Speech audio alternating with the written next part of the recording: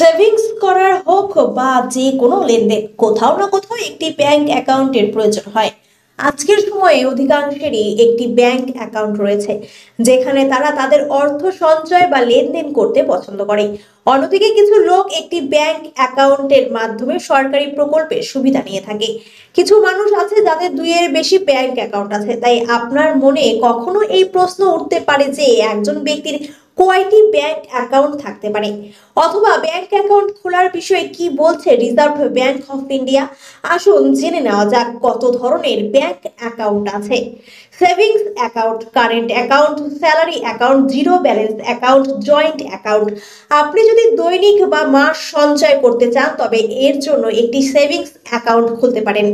দেশে প্রাথমিকভাবে এই অ্যাকাউন্ট বেশি ব্যবহার করা হয়। সেভিংস অ্যাকাউন্টে সুদ দেওয়া হয়, সুদের হারও বিভিন্ন ব্যাংক বিভিন্ন মাস অনুযায়ী দিয়ে থাকে।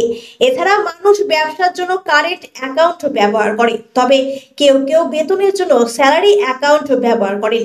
রিজার্ভ ব্যাংক অফ ইন্ডিয়ার নিয়ম অনুযায়ী একজন ব্যক্তির ভারতে যে কোনো সংখ্যক অ্যাকাউন্ট থাকতে পারে, এর জন্য কোনো সীমা বেঁধে দেওয়া হয়নি। যাই হোক, এটি গুরুত্বপূর্ণ যে আপনি যে সমস্ত ব্যাংক অ্যাকাউন্ট খুলেছেন সেগুলিতে আপনার মনোযোগ দেওয়া উচিত, অন্যথায় ব্যাংক চার্জ করা হয়।